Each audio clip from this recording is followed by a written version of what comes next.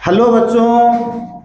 बच्चों, जो reproductive health का जो लास्ट टॉपिक है आज हम पढ़ेंगे, उस लास्ट टॉपिक का नाम है infertility and assisted reproductive technology, ART।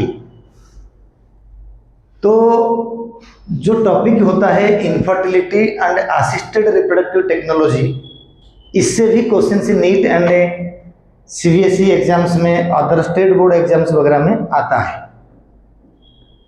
तो ये टॉपिक ही थोड़ा NCERT में उल्टा सीधा तरीका से दिया हुआ है। बच्चा अगर 15 बार रीडिंग करता है फिर भी उसको रियलिटी समझ नहीं आता है, फिर उल्टा अगर क्वेश्चन ही घुमा के आ जाता है तो वो छोड़ के आते हैं। अगर बच्चा एवरेज है, टीचर जब वो घुमा के क्वेश्चन से बनाता है तो वो कर नहीं पाता।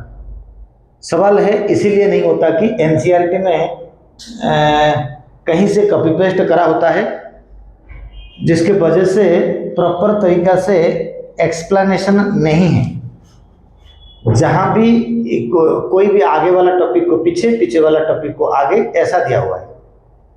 उसको मैंने सिस्टमेटिक करके बनाया, बताऊंगा। आज इसको हमें डिस्कस करेंगे। सवाल है कि इनफर्टिलिटी होता क्या है।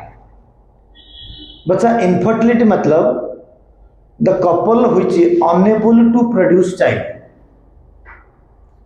Are called infertile couple. जिस कपल का बच्चा नहीं होता है उसको इनफर्टाइल कपल बोलते हैं, एंड उस प्रोसेस का नाम है इनफर्टिलिटी। अगर हम जिस मेथड के द्वारा, अगर नेचुरल तरीका से किसी कपल का बच्चा नहीं होता है, तो हम जिस टेक्नोलॉजी को यूज करके उस इनफर्टाइल कपल को हम एक चाइल्ड दे पाते हैं, उस टेक्नोलॉजी का नाम असिस्टेड रिप्रोडक्टिव टेक्नोलॉजी, ART। तो ये असिस्टेड रिप्रोडक्टिव टेक्नोलॉजी होता कैसे, किस तरीका से होता है, एंड किस तरीका से डॉक्टर लोग बेवकूफ़ बना के पैसा ले लेते हैं, 1.5 लाख 2 लाख का बिल बनाते हैं, वो थोड़ा बहुत डिस्कस यहाँ पर हम करेंगे। बेटा, जो assisted reproductive technology broadly 2 part में है। या तो फीमेल बॉडी के अंदर में फर्टिलाइजेशन हो, या तो बॉडी के बाहर फर्टिलाइजेशन हो। ध्यान दो, तो 2 प्रकार के हैं। तो मैंने इसी असिस्टेड रिप्रोडक्टिव टेक्नोलॉजी को 2 भाग में डिवाइड कर दिया। पहला भाग में था in vivo fertilisation, in vivo fertilisation. In vivo का मतलब होता है बॉडी के अंदर में फर्टिलाइजेशन होगा, यानी फीमेल बॉडी के अंदर में जो इस्थमस एंड फॉलोपियन ट्यूब का इस्थमस एंड एम्पुला है, उस जंक्शन के पास जो फर्टिलाइजेशन होता है वहीं पर फर्टिलाइजेशन होगा। इन विवो का मतलब इनसाइड द बॉडी फर्टिलाइजेशन होगा। इन विवो फर्टिलाइजेशन, कोई दिक्कत नहीं है। लेकिन अगर होता फिर क्यों नहीं है, बच्चा क्यों नहीं होता है, उसका रीजन यहाँ पर बताऊंगा मैं। सेकंड होता है टाइप सी इसके अंदर में in vitro fertilisation, in vitro fertilisation. बच्चा, इन विट्रो का मतलब होता है लैबोरेटरी। लैब के अंदर में फर्टिलाइजेशन करेंगे, स्पर्म्स एंड सेकेंडरी oocyte को लाके लैबोरेटरी के अंदर में फर्टिलाइजेशन करवाएंगे, तो उसको बोलेंगे इन विट्रो, मतलब बॉडी के बाहर फर्टिलाइजेशन। ठीक है, आगे पढ़ेंगे। जो इन विवो फर्टिलाइजेशन होता है ये 2 प्रकार के होते हैं। एक होता है गिफ्ट, एक होता है गिफ्ट, GIFT, गिफ्ट। एक होता है AI। बच्चा, ये जो गिफ्ट होता है, गिफ्ट जो होता है, ये ऐसे नहीं कि गिफ्ट कर दिया कोई। गिफ्ट का मतलब होता है सिर्फ एक फीमेल दूसरे फीमेल को ही गिफ्ट करेगा और कोई नहीं करेगा। एक फीमेल दूसरे फीमेल को गिफ्ट करेगा। कब का होगा, अगर कोई फीमेल का सेकेंडरी oocyte, जो सब लोग बोलते हैं ovum, not ovum, it is secondary oocyte। अगर किसी फीमेल का सेकेंडरी oocyte फॉर्मेशन नहीं हो पाता है उसको टेक्निकली बोलेंगे एग फॉर्मेशन नहीं होता, उस कंडीशन पे वो अपने रिलेटिव से एग अगर गिफ्ट के हिसाब से अपने बॉडी के अंदर में लेती है तो उसको बोलेंगे गिफ्ट। मतलब एक फीमेल का सपोज नहीं हुआ गैमेट फॉर्मेशन, सेकेंडरी oocyte बना नहीं, वो अपने सिस्टर का हो या अपना रिलेटिव्स का हो, किसी और का एग को अपने अंदर में इंसर्ट करेगा, जहाँ पर नॉर्मल एग रहता है, फर्टिलाइजेशन होता है वहाँ पर, उसका नाम है gamete. G for gamete, I for intrafallopian, I for intra, F for fallopian, T for tube. तो गैमेट इंट्राफैलोपियन ट्यूब, इधर हमें जगह नहीं है, मैं इधर लिखूंगा गैमेट इंट्रा फैलोपियन ट्यूब। मतलब क्या होता है गैमेट इंट्राफैलोपियन ट्यूब, ये गैमेट इंट्राफैलोपियन ट्यूब, इस प्रोसेस का नाम। कौन सा गैमेट है? Secondary oocyte female. कहाँ से लाएंगे? किसी हेल्दी डोनर से लाएंगे, हेल्दी डोनर्स लाएंगे, हेल्दी डोनर्स से लाएं या इनके रिलेटिव्स या सिस्टर से कहीं से भी लाएं, तब वो करेगा गिफ्ट इनको। कहाँ करेगा? फैलोपियन ट्यूब में। कहीं से लाएंगे या किसी से जिसका हेल्दी गैमेट बनता है उससे गैमेट लाएंगे, जिनका गैमेट बनता नहीं है उनके फैलोपियन ट्यूब में डालेंगे, फैलोपियन ट्यूब में ट्रांसफर करेंगे। इसी का नाम होता है गिफ्ट। गिफ्ट क्यों करते हैं? गिफ्ट इसलिए होता है कि अगर जिसका नहीं होता है गैमेट तो उसके वजह से गिफ्ट होता है। तो अब सवाल होता है कि जो गिफ्ट होता है, ये जो गिफ्ट होता है GIFT, समझ आ गया गिफ्ट क्या होता है? अब ये गिफ्ट हमें देखेंगे, गिफ्ट के अंदर में गैमेट इंट्राफैलोपियन ट्रांसफर जो होता है वही फीमेल में पॉसिबल होगा जिसके अंदर में गैमेट या सेकेंडरी oocyte नहीं बनता हो।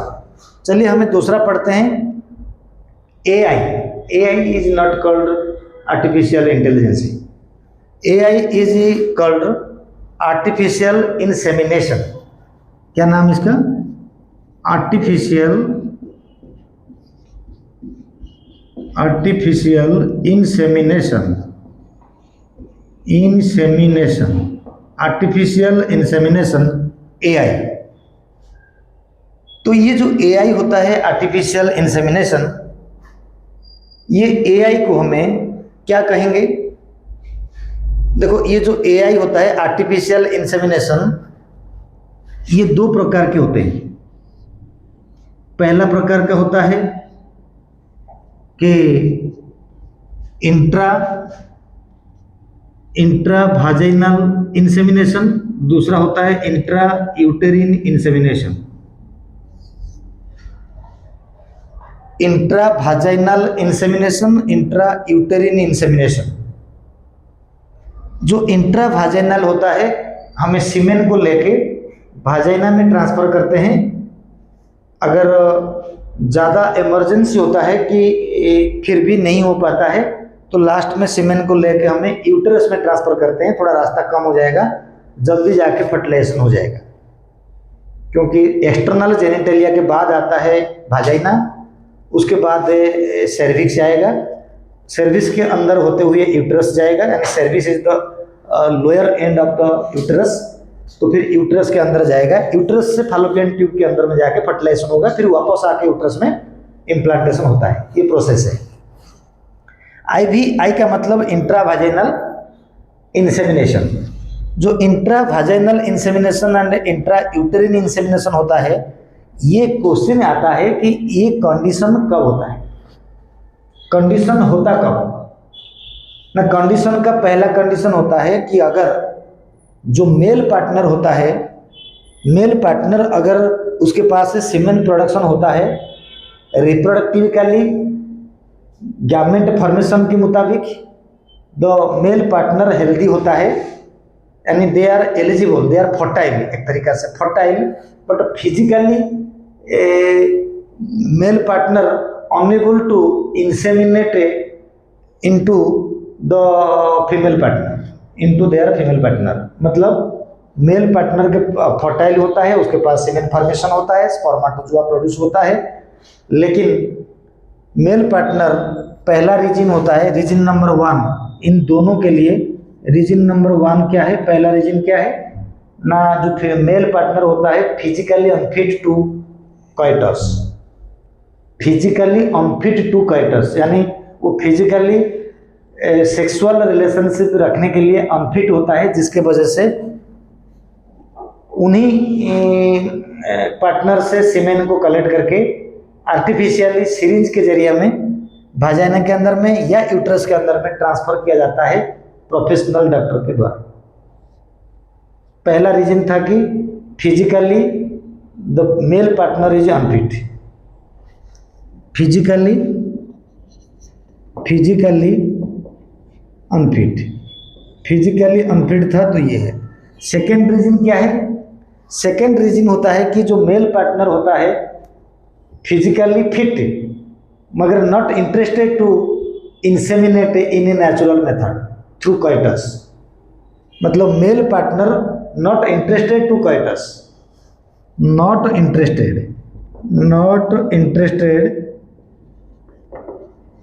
Interested to coitus. अगर मेल पार्टनर नेचुरल तरीका से इंसेमिनेट करने के लिए इंटरेस्ट नहीं लेता है, उस कंडीशन पे हमें एआई का हेल्प लेंगे, आर्टिफिशियल इंसेमिनेशन तरीका को यूज करेंगे।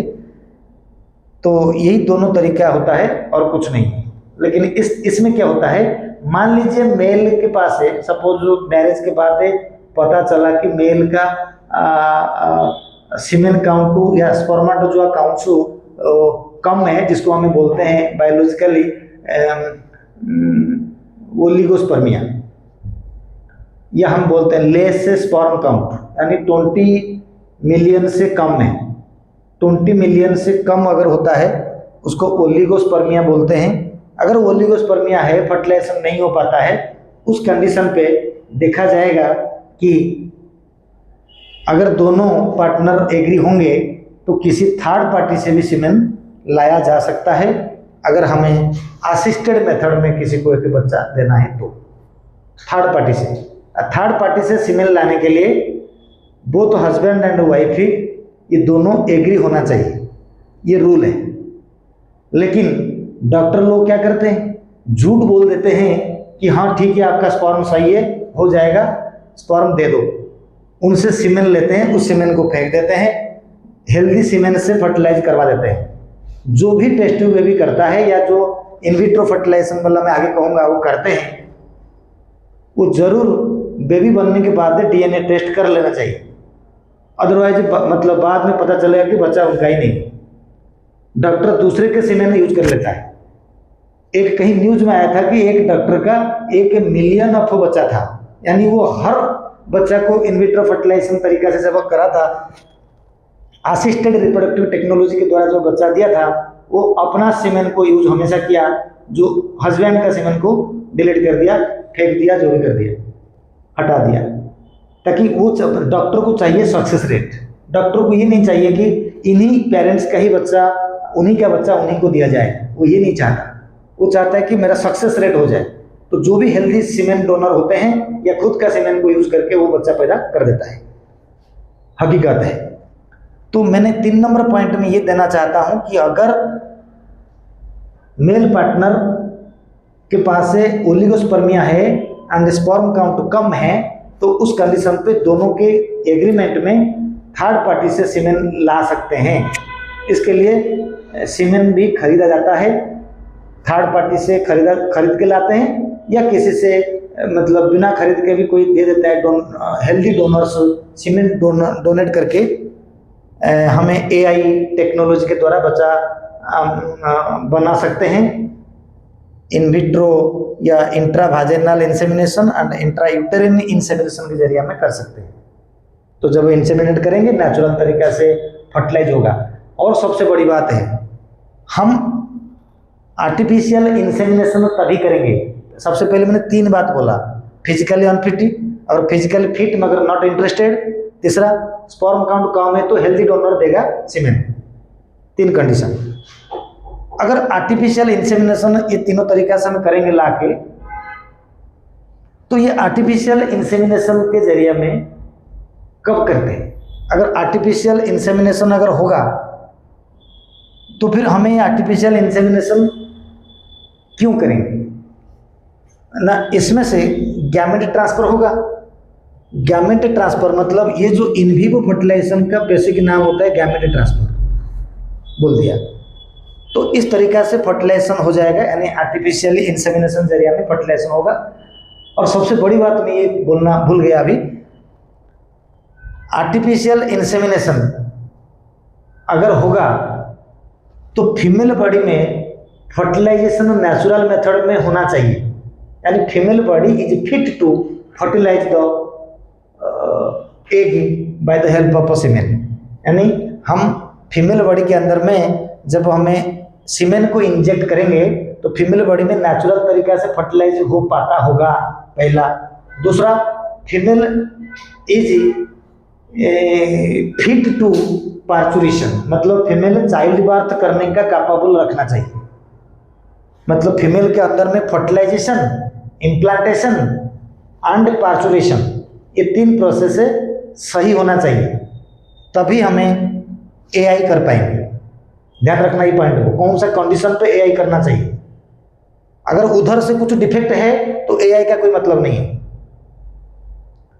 ये तीनों condition, fertilisation, implantation, parturition, female का फिट होना चाहिए तब होगा। गिफ्ट कब होगा ना? फीमेल के अंदर में एग फॉर्मेशन नहीं हो रहा होगा लेकिन बाकी सब हो पा रहा होगा, फर्टिलाइजेशन, इम्प्लांटेशन, पार्चुरेशन, बाकी सब कुछ नेचुरल तरीका से हो पा रहा होगा, तभी करेंगे गिफ्ट। अदरवाइज गिफ्ट का कोई मतलब नहीं, वर्थलेस हो जाएगा। जो कहा मैंने ये पॉइंट है, याद रखना, क्वेश्चन इससे बनता है। इन विवो मतलब बॉडी के अंदर, इसका दूसरा नाम गैमेट ट्रांसफर। मैंने ट्रांसफर, एक होता है फीमेल गैमेट ट्रांसफर, एक होता है सीमेन ट्रांसफर, एआई। अब होता है इन विट्रो फर्टिलाइजेशन, जिस फर्टिलाइजेशन को टेक्निकली बोलते हैं टेस्ट ट्यूब बेबी। टेक्निकली बोलते हैं test tube baby. But actually ये टेस्ट ट्यूब बेबी कुछ होता नहीं, ये एक नाम है। क्या कोई टेस्ट ट्यूब में बेबी बनता है? अभी तक तो पूरे वर्ल्ड में कहीं नहीं है, ना ही अमेरिका में हुआ है, बल्कि रिसर्च चल रही है। नाम दे दिया गया टेस्ट ट्यूब बेबी। बेबी क्या टेस्ट ट्यूब में बनता है? नथिंग। बेबी मदर के यूट्रस के अंदर में ही ग्रो होगा, अभी तक की टेक्नोलॉजी।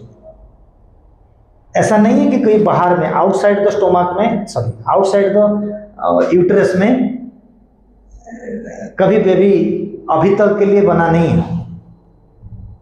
रिसर्च चल रही है, तो नाम टेस्ट ट्यूब बेबी क्यों रख दिया गया भाई? कोई वजह है?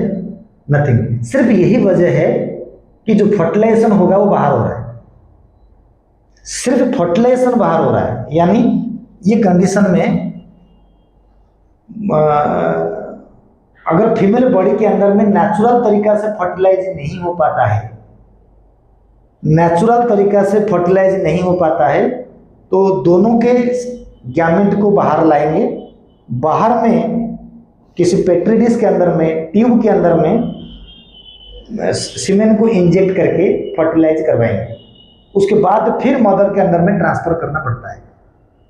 यानी only and only fertilisation occur outside the body, remaining process occur inside the body.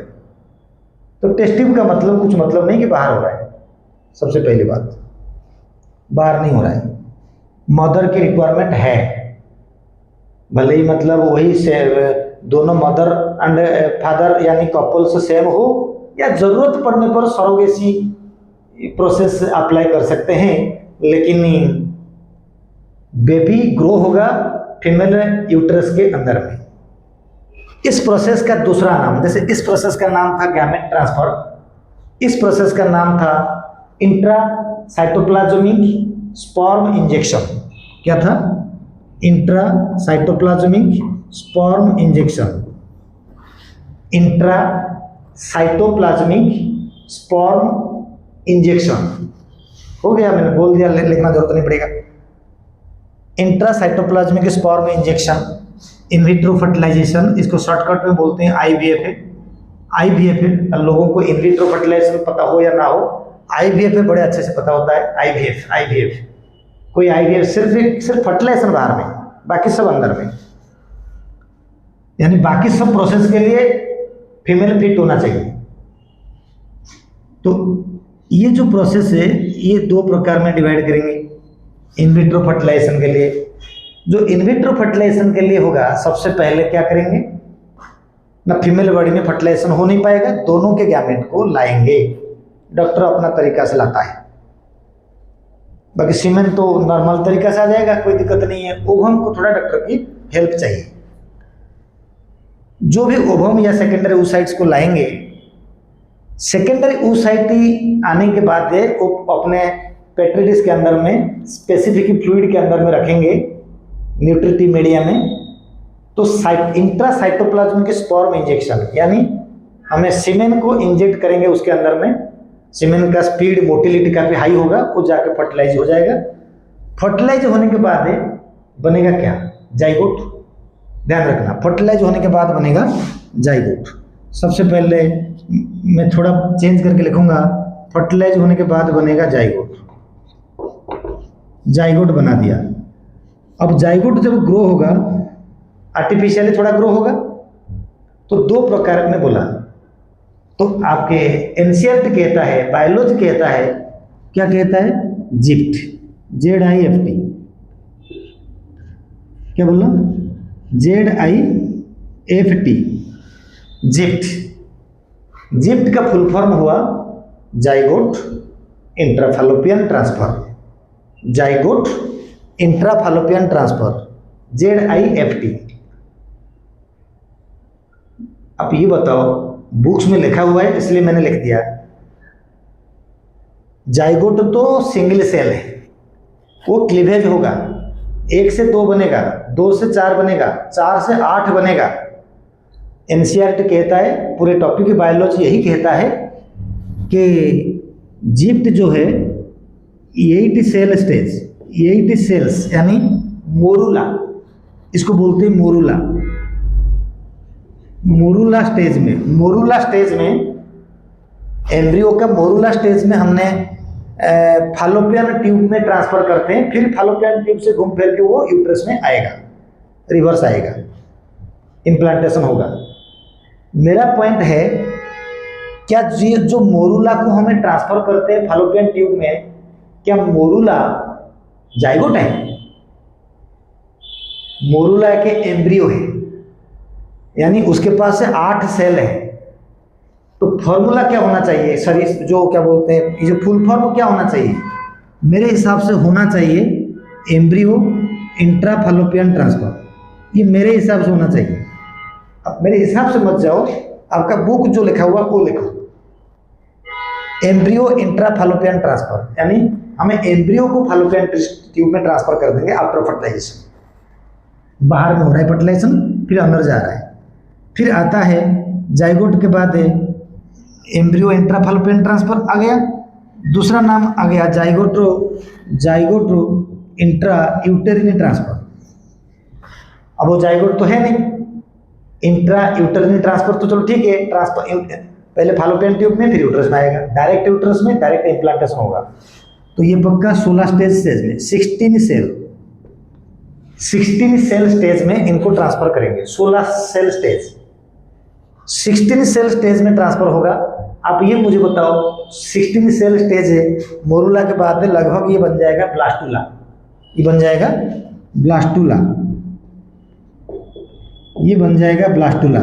अच्छा, ये जो ब्लास्टूला एक जाइगोट है, तो फुल फॉर्म क्यों बुक में लिखा हुआ है ZIUT, जाइगोट इंट्रा यूटेरिन ट्रांसफर क्यों लिखा हुआ है? होना चाहिए क्या, होना चाहिए एम्ब्रियो इंट्रा यूटेरिन ट्रांसफर, ऐसे होना चाहिए। लेकिन मेरा सजेशन है कि जो बुक में लिखा हुआ है वही पढ़ो। तो जाइगोट इंट्रा यूटेरिन ट्रांसफर, मेरा मतलब 8 सेल में जिप्ट एंड 16 स्टेज में ZIUT यूटेरिन ट्रांसफर में जा रहा है, यूट्रस में। तो यूट्रस में ट्रांसफर तभी करेंगे जब भी फीमेल जो है इम्प्लांटेशन एंड पार्चुरेशन के लिए परफेक्ट हो। तो यानी टेस्ट ट्यूब बेबी में सिर्फ एक चीज बाहर में होता है जो फर्टिलाइजेशन, जिसका नाम इन विट्रो फर्टिलाइजेशन। फर्टिलाइजेशन बाहर हो गया, फिर अंदर में इम्प्लांटेशन होगा, अंदर में पार्चुरेशन होगा। तो बॉडी पार्चुरेशन एंड इम्प्लांटेशन के लिए फिट हो तभी उसी फीमेल के अंदर में छोड़ेंगे। गैमेट भी उसी फीमेल का है, गैमेट उनका है, इम्प्लांटेशन उसी के अंदर में होगा फीमेल में, पार्चुरेशन भी फीमेल करेगी,